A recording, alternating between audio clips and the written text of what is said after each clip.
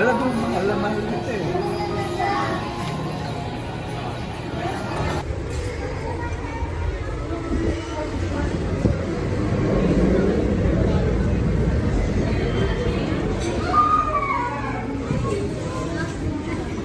Sir, excuse me po.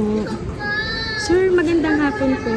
Pwede po ba ako may i-propose lang po sa inyo po na product po namin? May iaalok lang po kami na product. Eh kami uuwi na, hindi naman ho kami taga rito. Taga saan po kayo, sir? Taga Batangas po. Madali lang po, sir. 2 minutes lang, promise. Ay kami kakain pa rito. Po? Kasi kakain pa ho kami. Kakain namin kami paalis na. Ah. Kaya, pasensya na ho. Baka naman, sir, pwede. 2 minutes lang, madali lang to, sir. Hindi rin ho kami makakatulog.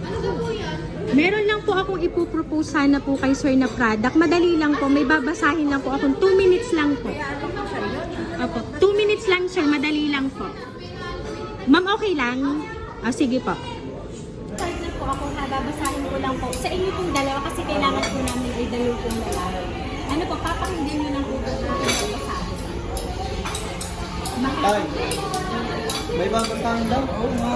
Mahal kong tatay, sa araw ng mga ama, nais kong pasalamatan ka sa lahat ng sakripisyo at pagmamahal na ibinigay mo sa amin.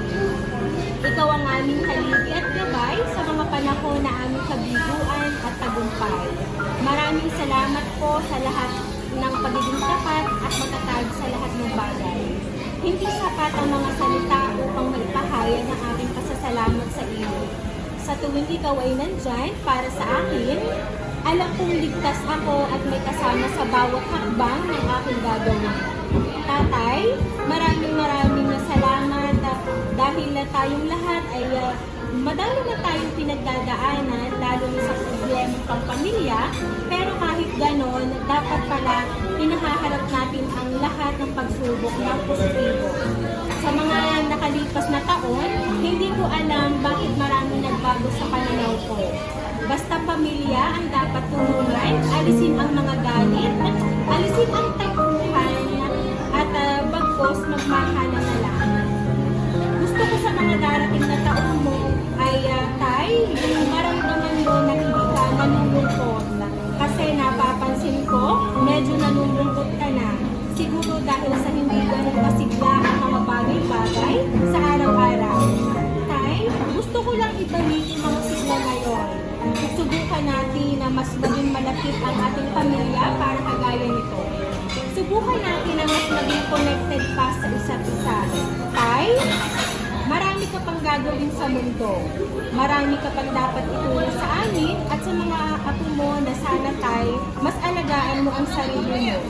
Alam ko naman na mahal mo ang pamilya mo, kaya sana ang kalusugan mo ay ingatan mo at bawasan mo o maaari ay alisin mo na ang pag-inom mo ng alak at paninigarilyo mo.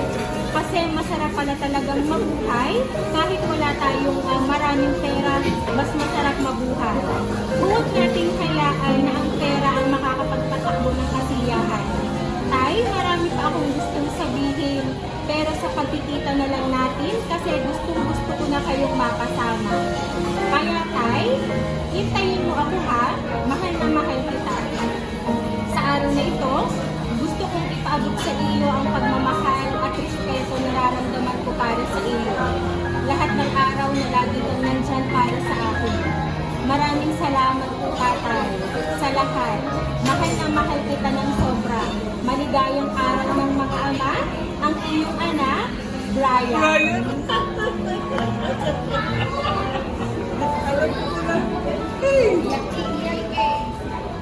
Ayan. At syempre po, meron pa rin po akong babasahing message para man po kay Sir Aaron.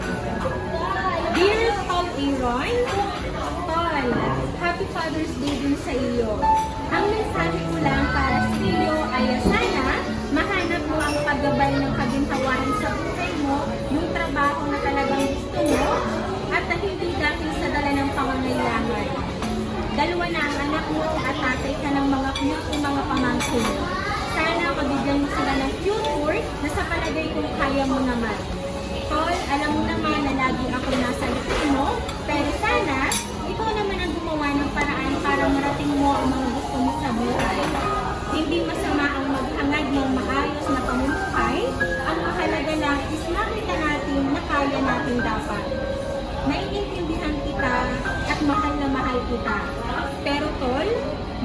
masaya ako pag magagawa mo yung mga ito ng ikaw lang sa sarili at sikap mo. Tol, happy Father's Day.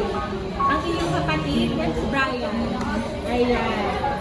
Yun po talaga ang gusto ko na sabihin ko sa inyo kasi bukod po doon sa sulat, sir, meron ipinadala po na regalo para po sa inyo.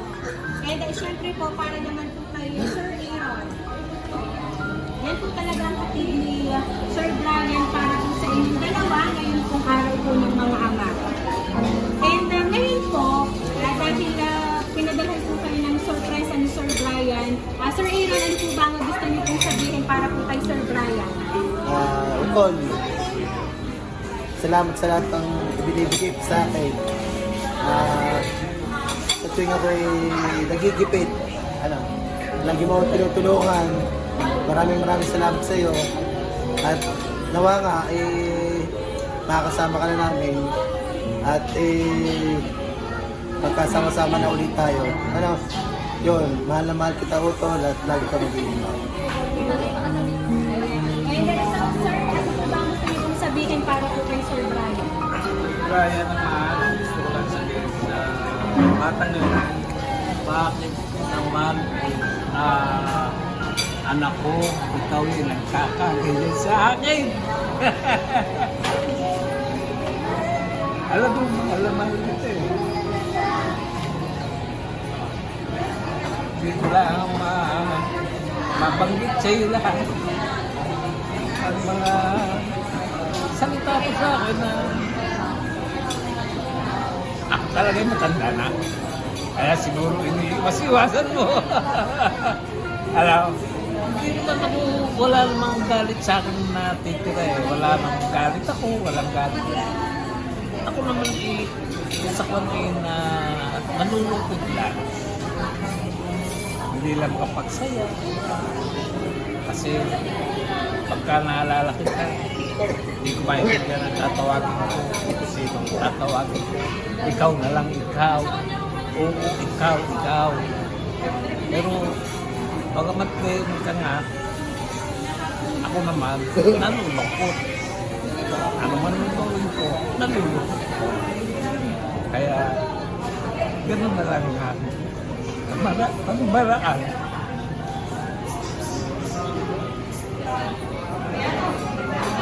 So, tawagin ko na ama. Ganun. Saka, anak, kaya mo. Hindi naman ako pagbabalik. Walang pagbabago. Tandaan mo yan. Hindi lang po mensahe ang pinadala ni Sir Brian at saka po mga regalo. Kundi, ito po yung para po sa inyong dalawa na meron po kayong gagawin dyan later on. Ano po? Yan. So, ang gagawin po dyan, ini po ang namin po yung nasa ibabaw po na ribbon. Sabay po kayo. Ano po? Sabay po kayo. Ipakita niyo na lang po dito. Yan. Ihilahin mo po yung nasa ibabaw. Sabay po kayo ha. Magbibilang po ako ng 1, 2, 3. 1, 2, 3, go!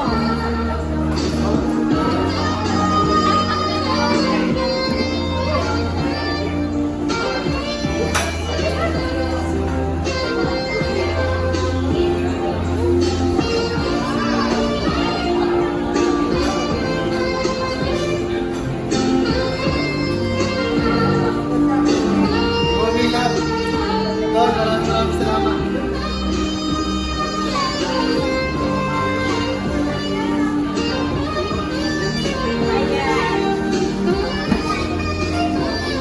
Ayan, so yan po ang kapit ni Sir Brian para po sa inyo. At yan lang po yung pagpapakilala. Kami po ang Alvin Surprise Delivery all the way from Barangay Calicanto, San Juan, Batangas. At pinamagin po namin kayo ng Happy Father's Day. Salamat po. Salamat.